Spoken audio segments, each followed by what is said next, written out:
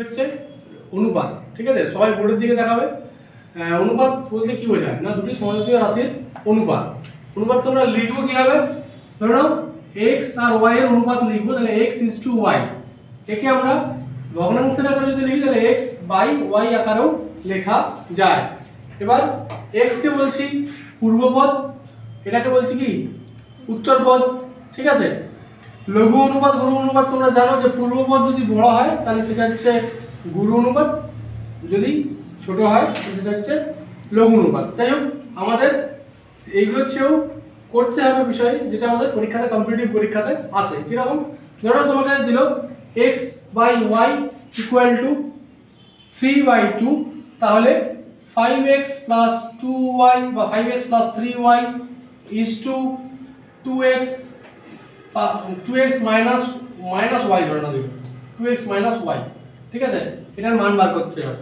ঠিক আছে, তো আমরা বেসিক প্রত্যেকটা জায়গা ধরে ধরে আজকে আলোচনা করছি। ঠিক আছে, প্রত্যেকটা দেখো, আশা করি বুঝতে পারবে। তো x এবং y এর ক্ষেত্রে x হচ্ছে পূর্বপদ, y হচ্ছে উত্তরপদ। ধরো তোমাকে বললো x is to y এর ডুপ্লিকেট রেশিও বার করতে, x is to y এর ডুপ্লিকেট রেশিও। তাহলে কি হবে, বা ডুপ্লিকেট রেশিও মানে কি, x এর স্কয়ার is to y এর স্কয়ার, x এর স্কয়ার is to y এর স্কয়ার। একই রকম ভাবে x আর y, এখানে আমি রাশি লিখেছি, এরকম তোমাকে পরীক্ষায় ভ্যালু দেবে। ধরো না বললো 2:3 এর ডুপ্লিকেট রেশিও নির্ণয় করো, তাহলে কি হবে, 2 2 4 আর 3 3 9, 4:9 হয়ে গেল এর ডুপ্লিকেট রেশিও। একই রকম ভাবে ধরে নাও বলা হলো যে 36:49 এর sub duplicate ratio, sub duplicate ratio কিভাবে বার করবে না, সাব ডুপ্লিকেট রেশিও বার করতে হলে তোমাকে যে দুটো অনুপাত দেবে তাদের বর্গমূল করতে হবে। এখানে আমরা কি করলাম, বর্গ করলাম। সাব ডুপ্লিকেটের ক্ষেত্রে বর্গমূল নির্ণয় করতে হবে, অর্থাৎ √36 is to √49। তাহলে এর বর্গমূল করলে কত হবে, 6, আর এর বর্গমূল করলে হবে কত, 7। তাহলে ডুপ্লিকেট সাব ডুপ্লিকেট ক্লিয়ার হয়েছে সবার? ক্লিয়ার হয়েছে? রেসপন্স করো। ঠিক আছে, এবার আসছে আমরা ট্রাইপ্লিকেট রেশিও। ট্রাইপ্লিকেট রেশিও অর্থাৎ ঘনমূল এবং ঘন করতে হবে। ট্রাইপ্লিকেট মানে তোমাকে ঘন করতে হবে। ঠিক আছে, ট্রাইপ্লিকেট রেশিও, তাহলে x is to y এর যদি ট্রাইপ্লিকেট রেশিও বলা হয় কি হবে, x³ is to y³। তাহলে 2:3, আমি ওই উদাহরণটাই নিচ্ছি, 2:3 যদি ট্রাইপ্লিকেট রেশিও করতে হয় তাহলে 2³ is to 3³ অর্থাৎ 2 2 4 4 2 8 এবং 3 3 9 3 9 27, 8:27 হয়ে গেল কি ট্রাইপ্লিকেট রেশিও। যদি বলতো যে সাব ট্রাইপ্লিকেট রেশিও নির্ণয় করো, তাহলে কি হতো, তাহলে তোমাকে ঘনমূল করতে হতো, অর্থাৎ √3x is to, এখানেও এরকম একই হবে ঘনমূল করতে। নিশ্চয়ই ক্লিয়ার হয়েছে প্রত্যেকে? ঠিক আছে, আচ্ছা, এরপর আমরা আসছি ইনভার্স রেশিও বা ব্যস্তানুপাত। ইনভার্স রেশিও বলতে কি বুঝি, ইনভার্স রেশিও, ইনভার্স রেশিও হচ্ছে ধরে নাও x is to y লিখছি, এই x is to y কে যদি আমরা ইনভার্স রেশিওতে কনভার্ট করি তাহলে কি হবে, 1/x is to 1/y। তাহলে যদি বলা হয় যে 2:3 ইনভার্স রেশিও কত, কি হবে, 1/2 is to 1/3। আচ্ছা, সবার ক্লিয়ার হয়েছে? হয়েছে তো? চলো আমরা পরের কোশ্চেনে যাব, যে কম্পাউন্ড রেশিও। ঠিক আছে, কম্পাউন্ড রেশিও বলতে ধরো নাও তিনটে অনুপাত দেওয়া আছে, তিনটে অনুপাত কি কি, a is to b, c is to d, e is to f, এদের কম্পাউন্ড রেশিও বার করতে হবে। ঠিক আছে, কম্পাউন্ড রেশিওকে বাংলায় বলে জটিল অনুপাত। ঠিক আছে, কম্পাউন্ড রেশিও বা বাংলায় হচ্ছে জটিল অনুপাত। আমরা কি করব না, পূর্বপদগুলোর সাথে পূর্বপদগুলোর গুণফল নির্ণয় করব এবং উত্তর পদগুলোর সাথে উত্তর পদগুলোর গুণফল নির্ণয় করব। ফাইনালি যেটা হবে সেটাই হচ্ছে আমাদের জটিল অনুপাত বা কম্পাউন্ড রেশিও। ওকে, তাহলে a into c into e is to b into d into f। Clear হয়েছে? ক্লিয়ার হয়েছে? যদি বলা হয় 2:3 4:5, 6:7 এদের জটিল অনুপাত নির্ণয় করো। তাহলে আমরা কি করব 2 × 4 × 6 3 × 5 × 7 এবার গুণ করলে যেটা হবে সেটাই হচ্ছে কি আমাদের জটিল অনুপাত। তাহলে 424, 24 2 48, একই রকম ভাবে 3 7 21, 5 1 5, 5 2 10, 105। ওকে, এবার দেখে নিতে হবে যে এদের মধ্যে কোনো কাটাকুটি যাচ্ছে কিনা। জেনারেলি কাটাকুটি গেলে এখানেও আমরা কাটাকুটি করতে পারতাম, তো যাচ্ছে না, তো এটাই হচ্ছে আমাদের কি জটিল অনুপাত। আচ্ছা, এরপর আসছি মিন প্রপোর্শনাল। ওকে, বা তোমার মধ্য সমানুপাতে। ঠিক আছে, ধরে নাও মিন প্রপোর্শন বলতে কি বোঝায়। এখানে আমরা একটা কোশ্চেন দিয়েছি, যদি আমি দেখছি কোশ্চেন দিয়েছি কিনা, তার একটা ফর্মুলাটা একটু দেখে নিই তোমাদের। দেখো মিন প্রপোর্শন বলতে কি বোঝায়। ধরে নাও বলা হলো x ও y এর মধ্য সমানুপাতি নির্ণয় করো। ঠিক আছে, কিভাবে নির্ণয় করবে না √x × y, এই হচ্ছে মধ্য সমানুপাতি নির্ণয় করার ফর্মুলা। ঠিক আছে, যদি বলতো যে x ও y এর মধ্য সমানুপাতি p, তাহলে আমরা বলতেই পারতাম যে p √xy। ঠিক আছে, বুঝা গেছে? বুঝতে পারলে না? বুঝতে পারলে? বুঝা গেছে তো? চলো, যদি আমাদের ধরো বলা হচ্ছে 8 এবং 24 এর মধ্য সমানুপাতি নির্ণয় করো। ঠিক আছে, 8 এবং 24 এর মধ্য সমানুপাতি নির্ণয় করো, তাহলে কি করবে √8 × 24। কি বোঝা গেছে? তাহলে 8 × 24 ইকুয়াল টু কি লিখবে 8 × 3। কারণ 8 কে ভাঙলে 3 × 8 24 পাই, আবার 24 এর বর্গমূল বার করতে হবে। তাহলে এখানে যেহেতু এটা জোড়ায় আছে, বেরিয়ে গেলে কি হবে 8 বেরোবে, 8 √3, √3 তো একটাই আছে, এটা 8 √3 হয়ে গেল आंसर। আমরা কি বার করলাম এখানে মিন প্রপোর্শন, মধ্য সমানুপাত। কি ক্লিয়ার হয়েছে? এবারে দেখো এতক্ষণ আমরা ছিলাম শুধুমাত্র অনুপাতে, এবার সমানুপাতে যাচ্ছি। ঠিক আছে, যেটা অনুপাত থেকে সমানুপাত। সমানুপাতে আমরা 4টে পদ পাবো, প্রথম পদ, দ্বিতীয় পদ, তৃতীয় পদ এবং চতুর্থ পদ। 3টে পদও পেতে পারি, যেটা আমরা আলোচনা করলাম যে মধ্য সমানুপাতি।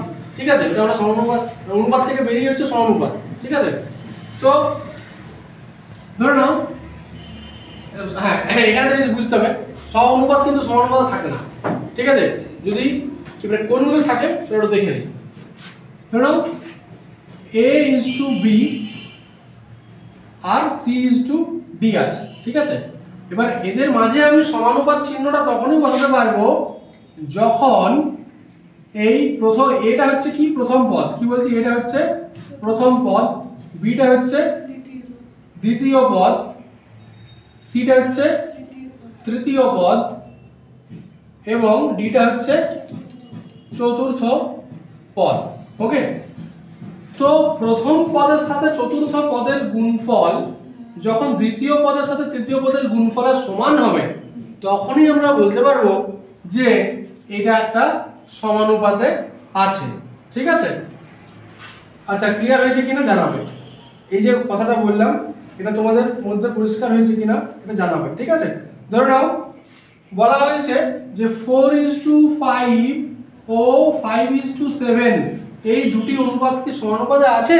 তাহলে চেক করবে কি হবে না 4 এর সাথে 7 গুণ করো, 4 7 কি হবে 28, 5 5 কি হয় 25, তাহলে এটা সমানুপাতে নেই।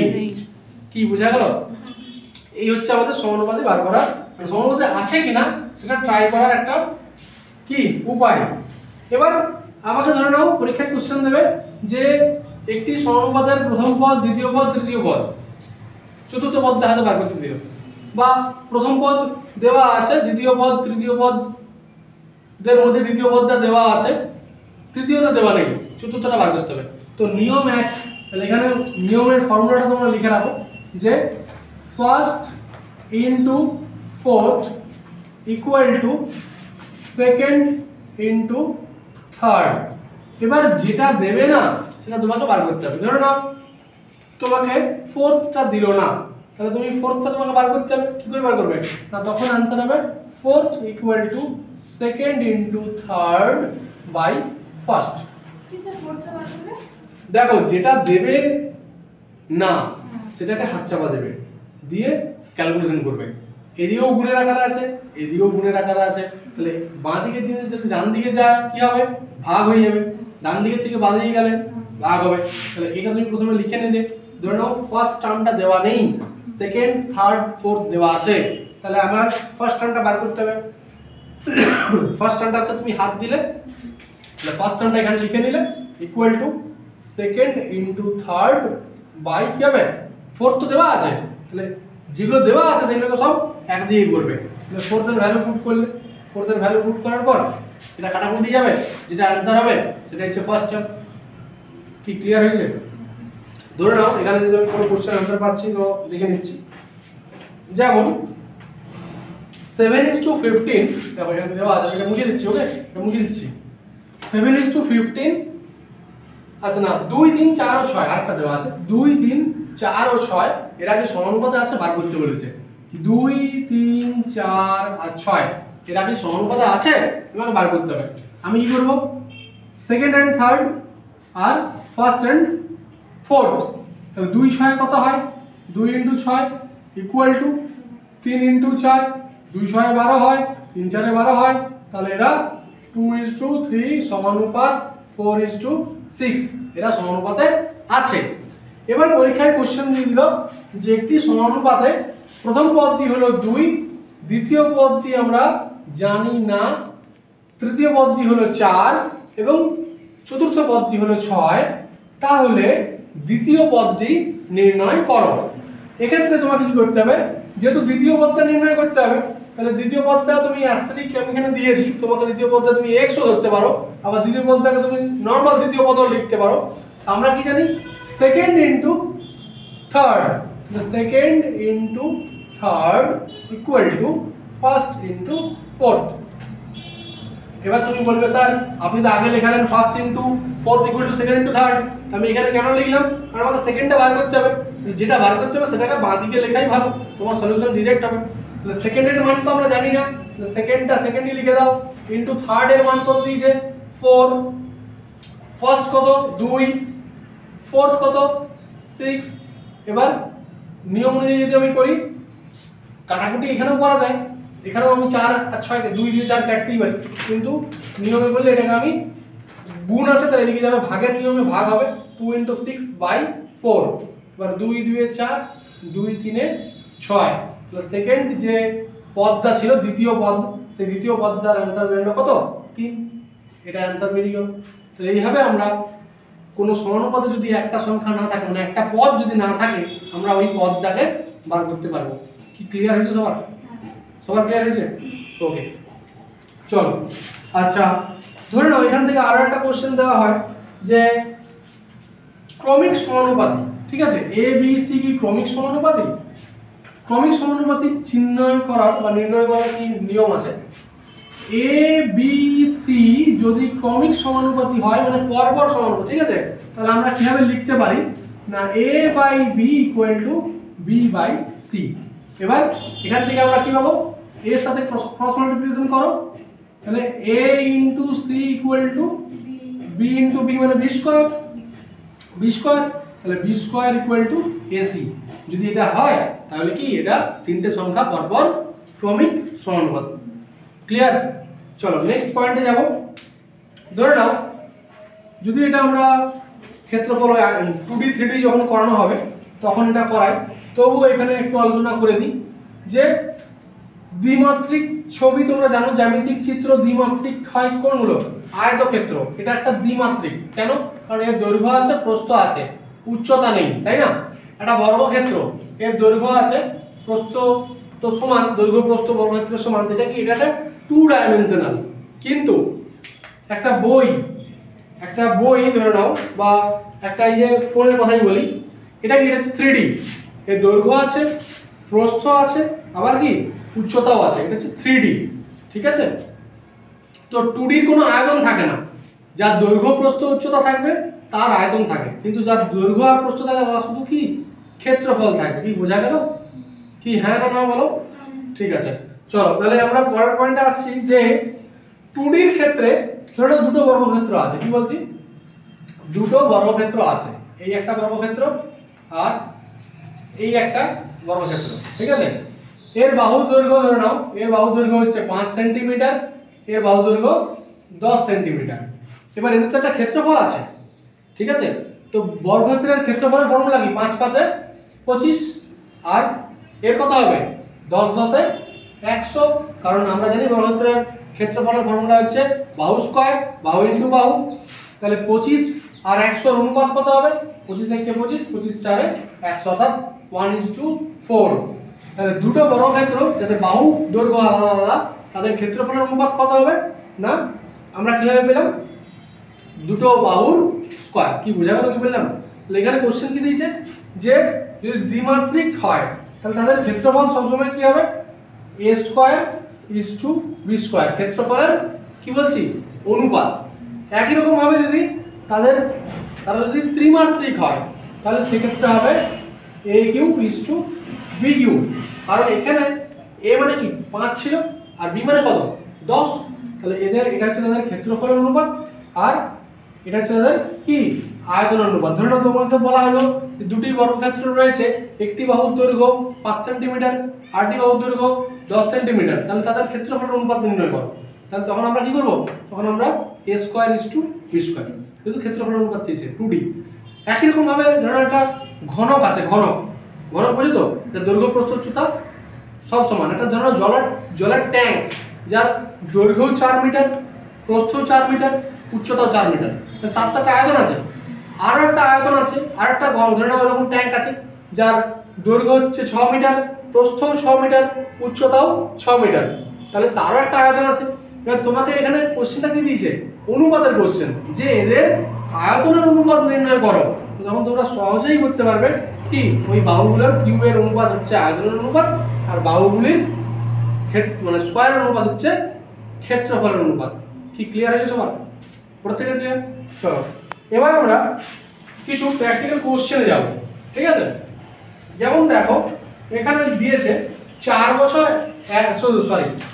মাস এবং 1 বছর 6 মাসের অনুপাত নির্ণয় করতে বলেছে।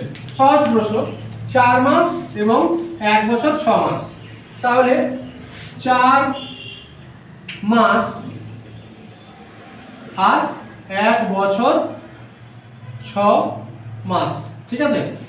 4 মাসটা তো 4 মাসই থাকবে, 1 বছর 6 মাস যেহেতু এখানে বছরে আছে আবার এখানে মাসে আছে, তাহলে আমাকে যে কোনো একটা ইউনিটে কনভার্ট করতে হবে। হয় বছর তো বছর, নাহলে মাস তো মাস। মাসটা মাসে কনভার্ট করা সহজ, ঠিক আছে? কারণ এটাও মাসে আছে এটাও মাসে। 1 বছর মানে কত? 12 মাস, প্লাস কি হচ্ছে 6 মাস মানে 18 মাস। তাহলে 4 মাস ইজ টু 18 মাস, 2 দিয়ে 4, 2 9 18, आंसर হয়ে গেল 2:9। এই আমরা অনুপাত বার করে নিলাম। কি বোঝা গেছে? অনুপাত বার করতে শিখলে প্রত্যেকে বুঝো, অনুপাত বার করতে শিখলে, ঠিক আছে? চলো এবার আমি একটা নিজের মন দিয়ে একটা কোশ্চেন দিচ্ছি, তোমরাও এটা। আচ্ছা কোশ্চেনে যাওয়ার আগে আরো একটা কোশ্চেন, তারপর কোশ্চেনে যাব, ঠিক আছে? ধরো এখানে দিয়েছে a is to b equal to 6:7 R b is to c equal to 8:7। এইটাও খুব কমন একটা question. a is to b সমান বলছে কি 6:7 আর b is to c বলছে 8:7। তাহলে a is to c এর মান নির্ণয় করতে বলছে। দেখো এখানে যদি এরকম থাকতো a is to c মানে কি a এর সাথে c এর অনুপাত, তো আমরা এখানে a is to b মানে বুঝছি a by b। a is to b মানে কি বুঝছি বলো? a by b। a by b মানে হচ্ছে 6/7 আর b by c মানে হচ্ছে 8/7। দেখো b এর ভ্যালু এখানে দিচ্ছে 7 আর b এর ভ্যালু এখানে দিচ্ছে 8।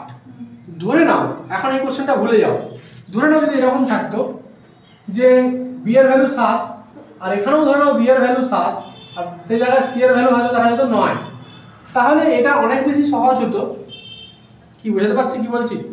কিন্তু এখানে যেটা আলাদা আলাদা ভ্যালু দিয়েছে তার মধ্যে আমাদের কি করতে হবে, এ আর সি এর ভ্যালুটা বার করতে হবে। এ আর সি এর, তো আমি শুধু এ আর সি যদি বার করতে চাই তো মনে রাখবে A by B into B by C করো। দেখো বি বি কেটে যাচ্ছে, যাচ্ছে কি যাচ্ছে না? তাহলে পড়ে গেছে কি এ বাই সি। তাহলে আমরা একই রকম ভাবে এ বাই বি এর ভ্যালুটা পুট করব 6/7 ইন্টু কি হবে 8 বাই কি হবে 7। এবার তুমি বলতে এখানে খারাপ হয়ে যাচ্ছে, দরকার নেই কাটাকুটি যাওয়ার, তোমার এখানে গুণফলটাই হলো a ইজ টু c এর ভ্যালু, ঠিক আছে?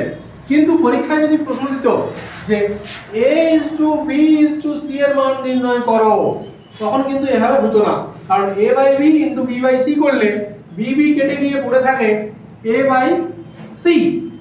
কিন্তু যদি a b আর c এর অনুপাত চায় তাহলে কিন্তু এই নিয়মে হবে না। তখন তোমাকে যেটা করতে হবে যে b টাকে সমান করে নিতে হবে। কি রকম ভাবে করবে? a is to b দিয়েছে কত 6:7, 6:7 লেখো। b is to c কত দিয়েছে 8:7, 8:7 লেখো। এবার দেখো c এর ঘর ফাঁকা আছে, এখানে a এর ঘর ফাঁকা আছে, তুমি c এর ঘরটা ফিল আপ করো 7 দিয়ে, যেহেতু তার আগে 7 আছে, এখানে 8 দিয়ে ফিল আপ করো যেহেতু আগে 8 আছে। এবার তুমি গুণ করে দাও, 6 8 48, 7 8 56, 7 7 49। দেখো কাটাকুটি যায় কি যায় না, ঠিক আছে? যদি যায় তাহলে সেটা হবে অ্যানসার, যদি না যায় তাহলে এটাই হবে অ্যানসার। এটা করতে গিয়ে অনেকের সমস্যা আসতে পারে, আমি তাই আরো একটা নিয়ম তোমাদের শিখিয়ে দিচ্ছি। আমরা কি করব, এখানে b এর ভ্যালুটাকে সমান করে নেব। b এর ভ্যালু কত দেওয়া আছে? b এর ভ্যালু দেওয়া আছে 7, আর এখানে কত দেওয়া আছে? দেওয়া আছে 8। আমরা যদি এখানে এই 6/7 কে গুণ করি কত দিয়ে, এই 7 কে যদি আমি 8 দিয়ে গুণ করি তাহলে কত হবে বলো? 56 হবে। b এর ভ্যালু আমি 56 পাচ্ছি, বলো পাচ্ছি কি পাচ্ছি না? রেসপন্স করবে। আচ্ছা, b এর ভ্যালু আমি 56 পাচ্ছি, একই রকম ভাবে b বাই c, তাহলে এখানে কত আছে 8/9। তাহলে আমাকে এখানে যদি কি করতে হয়, b এর ভ্যালু 56 আনতে হয়, তাহলে এখানেও আমাকে 7 দিয়ে গুণ করতে হবে, 7 8 56। এবার আমাদের ভগ্নাংশের বলো বা রেশিওর বলো, রেশিওর মেইনলি নিয়ম হচ্ছে কি, যা করবে উপরকে তাই করতে হবে নিচকে, বা যা করবে নিচকে তাই করতে হবে উপরকে, মানে ট্রিটমেন্ট সমান হবে, ঠিক আছে? তাহলে একে যেহেতু 8 দিয়ে গুণ করেছি, একেও আমাকে 8 দিয়ে গুণ করতে হবে, 7 8 56, 6 8 48। একই রকম ভাবে এখানে 7 দিয়ে গুণ করেছি, তাহলে তলাতেও আমাকে 7 দিয়ে গুণ করতে হবে, 7 9 কি হবে বলো 63, 63। এবার তোমরা বলতেই পারো স্যার এখানে কেন মিললো না, কারণ এখানে ভুল করেছি, এখানে আমরা 7 লিখে ফেলেছিলাম, কেন তো 7 লেখা চলবে না। b is to c মানে কত ছিল? b is to c মানে এই 7 ছিল না 9 ছিল রে? কোশ্চেনে কি ছিল? দিয়েছিল লিখেছিলাম কিছু না, 7 দিয়েছিল। ঠিক আছে, তাহলে 7ই হবে आंसर, 9টা লেখা চলবে না, তাহলে 7ই হবে आंसर। ঠিক আছে, 7 7 49, 49, ঠিক আছে आंसर ঠিকই আছে। আর এখানে 8:7ই দেওয়া আছে, ঠিক আছে, আমি এখানে 9 দেওয়া আছে, ভুল লেখা হয়েছে। তাহলে ক্লিয়ার হয়েছে সবার? আমরা এইভাবেও কিন্তু অর্থাৎ হরটাকে সমান করেও করতে পারি। তাহলে এই নিয়মেও করতে পারো, এই নিয়মেও করতে পারো, তোমার যেটা ইচ্ছে, যেটা সুবিধা মনে হয়, ঠিক আছে? এবার দেখো কোশ্চেন কিরকম ভাবে দেয়, আরো অনেক রকমের কোশ্চেন হয়, অনুপাত সম্পর্কে অনেকগুলো ক্লাস হয়, আজকে আমরা বেসিকটা আলোচনা করে নিলাম। ধরে নাও একটা গ্রামে 800 জন পুরুষ থাকে। একটি গ্রামে কি বলছে কোশ্চেন লেখা বলে দেয়, একটি গ্রামে 800 জন পুরুষ ও 700 জন মহিলা থাকে, তাহলে পুরুষ ও মহিলার অনুপাত নির্ণয় করো। কি বলছি? পুরুষ ও মহিলার অনুপাত নির্ণয় করো। তাহলে আমরা কি করব? পুরুষ ইজ টু মহিলা, এবার এখানে লিখবো 800, এখানে লিখবো 700। দেখো এখানেও দুটো শূন্য আছে, এখানেও দুটো শূন্য আছে, আমি কেটে দিলাম, রইল কত 8:7। আর কি এদের মধ্যে কাটাকুটি যায়? যায় না, তাহলে এদের অনুপাত হয়ে গেল 8:7। ঠিক আছে, এবার এই কোশ্চেনটা বিভিন্ন রকম ভাবে দিতে পারে। এটা তো অনুপাত নির্ণয়ে দিলাম, তোমাকে ধরে নাও দিল যে একটি গ্রামে পুরুষ ও মহিলার অনুপাত 8:7। ওই গ্রামে মোট জনসংখ্যা 1500। তাহলে পুরুষ ও মহিলার সংখ্যা নির্ণয় করো। তাহলে এক্ষেত্রে তোমাকে দেখতে হবে যে মোট জনসংখ্যা হচ্ছে 1500। আমরা ছোটবেলায় কেমন করে করেছিলাম? আনুপাতিক ভাগাহার করে করেছিলাম। কিরকম? এই হয়ে গেল পুরুষ লিখলাম, এই লিখলাম মহিলা। এবার কি করতাম? 8:7। 8:7 লেখার পর আমরা যেটা করতাম 8 আর সাথে যোগ করতাম, তাই তো? 8 আর সাথে যোগ করে কি হবে? 15। তাহলে পুরুষের আনুপাতিক ভাগাহার কত বলো? 15 যদি হয়, ভালো করে বুঝবে, 8 আর 7 যোগ করলে কত হয়? 15। তাহলে পুরুষ এই 15 জনের মধ্যে কত আছে? 8 জন। তাহলে আমি লিখতেই পারি 15 এর মধ্যে 8, মানে এটা হলো আনুপাতিক ভাগাহার, অর্থাৎ 15 এর মধ্যে 8 হচ্ছে পুরুষ। আমাদের মোট জনসংখ্যা কত? 1500। তাহলে 15 এর মধ্যে যদি 8 জন পুরুষ হয়, তাহলে 1500 এর মধ্যে কতজন পুরুষ? 100 × 8, অ্যান্সার হয়ে যাবে 800 জন। একই রকম ভাবে মহিলার আনুপাতিক ভাগাহার কত? 7/15। 7/15 কেন লিখছি? কারণ আমার অনুপাতের দিক দিয়ে যদি দেখি 8 জন পুরুষ 7 জন মহিলা, তাহলে মোট কত? 15। সেই 15 এর মধ্যে 7 জন হচ্ছে মহিলা, তাহলে 1500 জন মধ্যে মহিলা কত? তাহলে অ্যান্সার এখানেও একই রকম হবে, এটা 100 × 7, অ্যান্সার হবে 700 জন। এইভাবে আমরা দেখো এখানে কি ছিল? অনুপাত দেওয়া ছিল, মোট জনসংখ্যা দেওয়া ছিল, আমাকে বার করতে হবে ইন্ডিভিজুয়াল পুরুষ এবং মহিলার সংখ্যা কত। তাহলে আমরা কিন্তু এখান থেকে বার করতে পারি। এটা হচ্ছে ছোট নিয়ম, কিন্তু কম্পিটিটিভ পরীক্ষা শর্টকাট যদি করতে চাও কিভাবে করবে? না, 8 একক বা 8 ইউনিট হচ্ছে পুরুষ, 7 ইউনিট হচ্ছে কত? মহিলা। 8 আর 7 যোগ করলে কত হয়? 15 ইউনিট।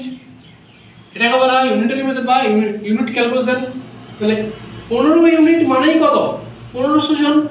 আমি যদি তুলনা করি, এখানে টোটাল কত? 15 ইউনিট, আর আমাদের অরিজিনালি মোট জনসংখ্যা কত? 1500। তাহলে 15 ইউনিট মানে যদি 1500 হয়, 1 ইউনিট মানে কত? 100। আর পুরুষ কত ইউনিট আছে? 8 ইউনিট। মহিলা কত আছে? 7 ইউনিট।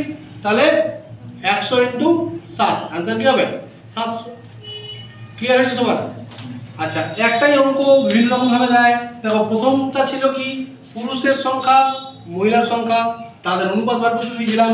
দ্বিতীয় প্যাটার্নে অনুপাত দেওয়া আছে, মোট জনসংখ্যা দেওয়া আছে, এবং তোমাদের বার করতে হবে পুরুষ আর মহিলার সংখ্যা কত। ঠিক আছে, এবার ধরুন আরো একটা কোশ্চেন দিচ্ছি।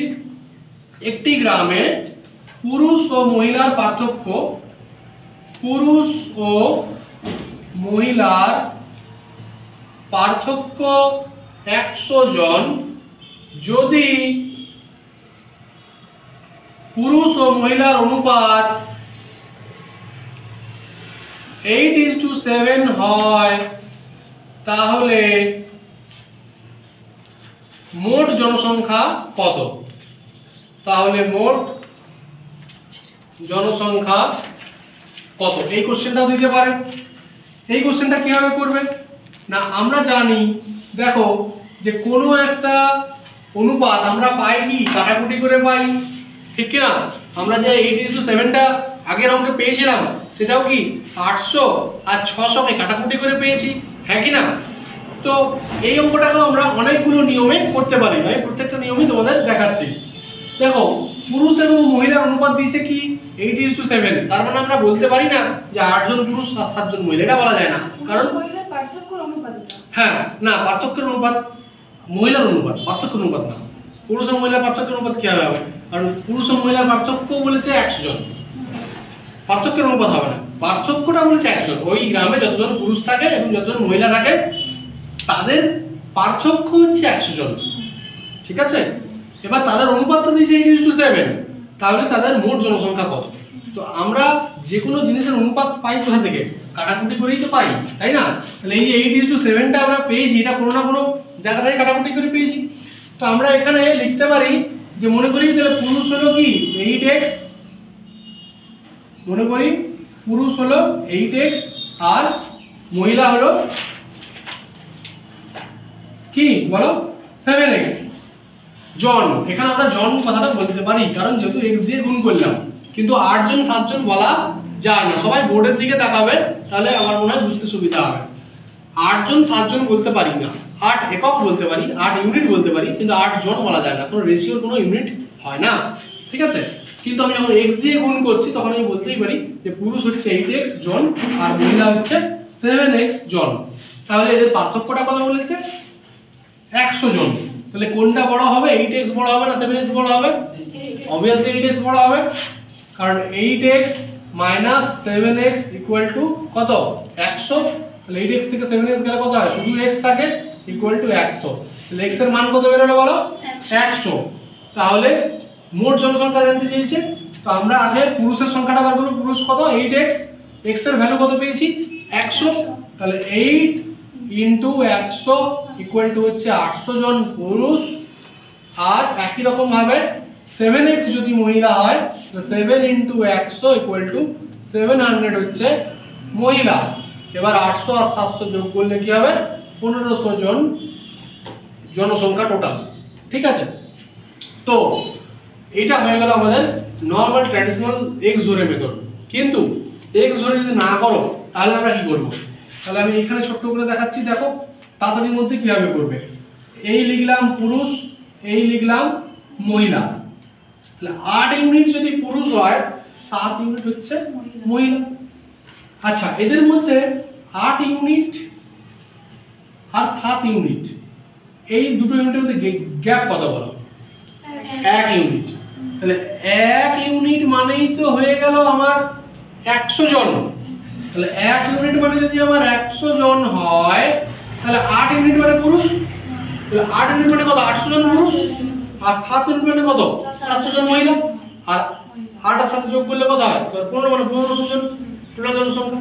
তাহলে এইভাবে আমরা এই অঙ্কটা বদলে একই মানে একটা ডেটা দিয়ে আমি 3 রকমের অঙ্ক তোমাদের দেখালাম। প্রথমটা ছিল জাস্ট পুরুষ মহিলার সংখ্যা দেওয়া ছিল, অনুপাত বার করতে হবে। দ্বিতীয় ক্ষেত্রে একরকম, তৃতীয় ক্ষেত্রে তাদের পার্থক্য দেওয়া আছে, এবার মোট জনসংখ্যা দিয়েছে। যদি বলতে যে শুধু পুরুষের সংখ্যা নির্ণয় করো, তখন শুধু পুরুষের সংখ্যা 800 বার করতে। যদি বলতে শুধু মহিলার সংখ্যা নির্ণয় করো, তখন শুধু মহিলার সংখ্যা বার করতে। এটা ক্লিয়ার হয়েছে সবার? এভরিওয়ান, চলো নেক্সট আমরা এখান থেকে আর একটা কোশ্চেনে আসি, যে কোশ্চেনটা আমরা প্রথম দিকে আলোচনা করছিলাম যে x is to y equal to বলছে 2 is to 3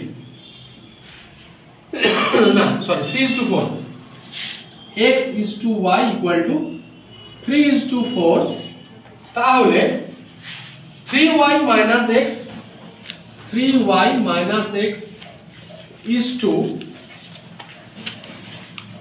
2x plus y কত হবে? 2x plus y কত হবে? আমি এটা মুছে দিচ্ছি। ওকে, দেখো তাহলে এক্ষেত্রে আমরা কিভাবে করব?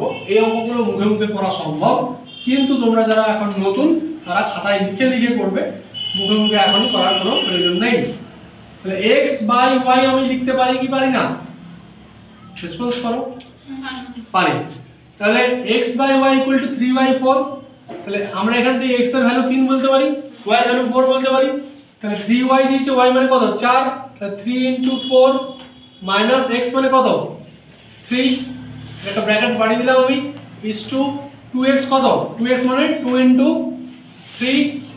বুঝতে পারছো না? বুঝতে পারছো? বোর্ডের দিকে তাকাতে হবে কন্টিনিউয়াস, নাহলে বুঝতে পারবে না, ঠিক আছে। একই রকম ভাবে প্লাস y কত? y এর ভ্যালু কত? y এর value 4।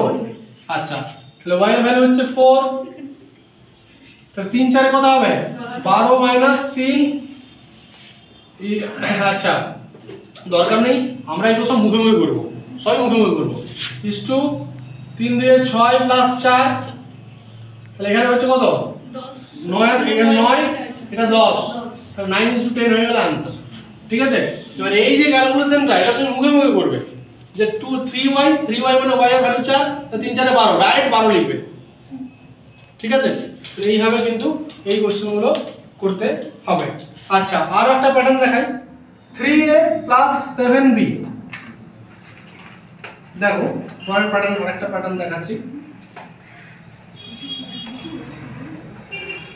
3a + 7b, 3a + 7b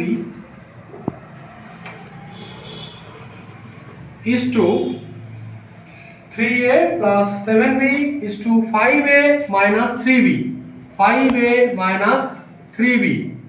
okay, equal to বলছে 5:3, ইকুয়াল টু বলছে 5:3।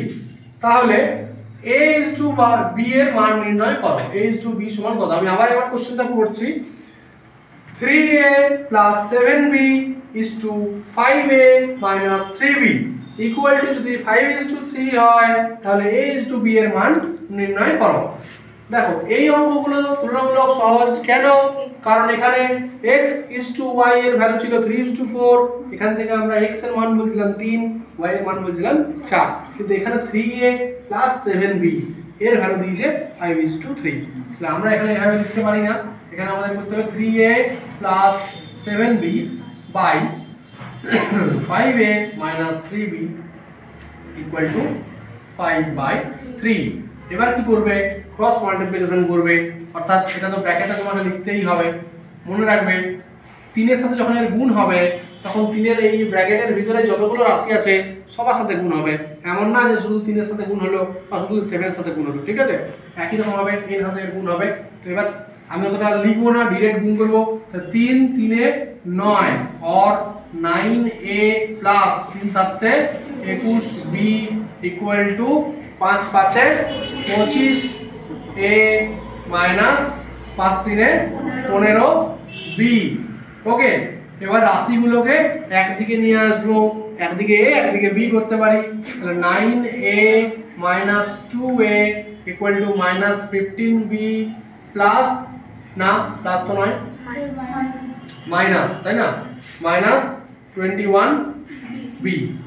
ওকে, আচ্ছা কোশ্চেনটা ঠিক লিখেছিলাম, একটু দেখে নিলাম। 3a + 7b 5a - 3b equal to 5:3। ঠিক আছে, 5 5 এ 25। আচ্ছা এখানে একটা ভুল হয়েছে, 5 5 এ 25 এ, এটা ভুল হয়েছে লেখাটা। ঠিক আছে, দেখো 5 5 এ 25 এ মাইনাস, হ্যাঁ 25a হবে এটা, আর এখানেও 25a হবে।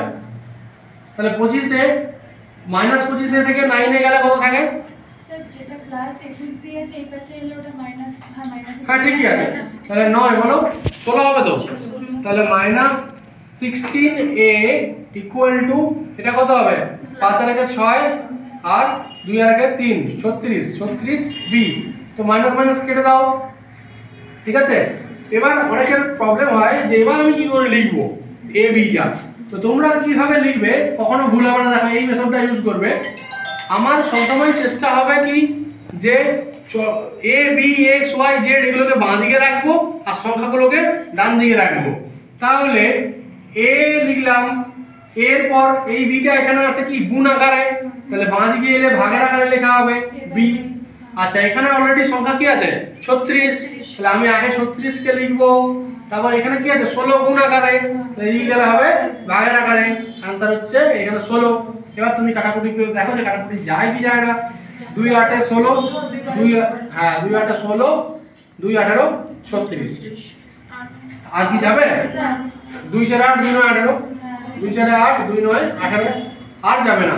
তাহলে এখান থেকে আমরা পেয়ে গেলাম a / b ইকুয়াল টু 9:4। সবার ক্লিয়ার হয়েছে? ঠিক আছে, ওকে, থ্যাংক ইউ সবাইকে।